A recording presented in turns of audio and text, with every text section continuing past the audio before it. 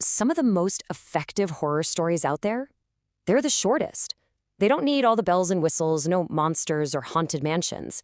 They just need to tap into a very real, very human fear. Today, we're going to deconstruct a story that does this just perfectly. A terrifying little tale that starts with this single line. So, this is how the story kicks off. Right away, it feels personal, almost like a confession. This isn't just some made-up tale. It's a memory, something that someone is still trying to wrap their head around. It happened to them, and even 4 years later, it feels impossible. That simple opening just hooks you right in. Right, so this unbelievable incident, it's been haunting our narrator for years.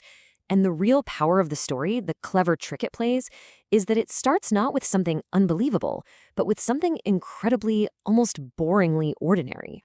The setup here is just so crucial. The horror isn't taking place in some creepy old castle, right? Nope, it's happening next door. This is such a classic technique. By making the environment so familiar, so everyday, the violence that comes later feels way more shocking. It makes you think this could happen anywhere, maybe even right next to you. But, this perfectly ordinary world had one thing that wasn't so normal. A constant disruptive element. A dark little routine that just played out day after day.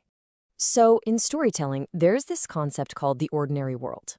It's basically the before picture, the normal life of the character. And the weird thing here, the paradox, is that the neighbors' constant fighting, well, that had become part of the narrator's ordinary world. It was annoying, for sure, but it was predictable. It was just background noise they'd gotten used to.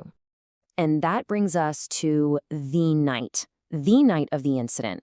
And it starts out just like any other. The couple next door, they're at it again. The narrator can hear them. It's just another Tuesday or whatever. The routine is holding strong until suddenly it isn't. And this is it. This is the turning point. The familiar pattern just shatters, and the real fear starts to creep in as a few things happen, one right after another, really fast. So first, we have the routine fighting. Then maybe the most terrifying sound you can imagine, absolute, sudden silence. And let me tell you, the absence of the noise is way more alarming than the noise itself. A little while later, a car pulls up. 4 men get out. And then they come back out carrying a heavy sack, and they load it into the car. And here is the detail that changes everything. The narrator sees the husband, and he's not just there, he's with the men. He's not a victim of whatever just went down, he's a participant. That one little observation completely flips our understanding of what's happening. And now we're left with the exact same horrifying question that must have been just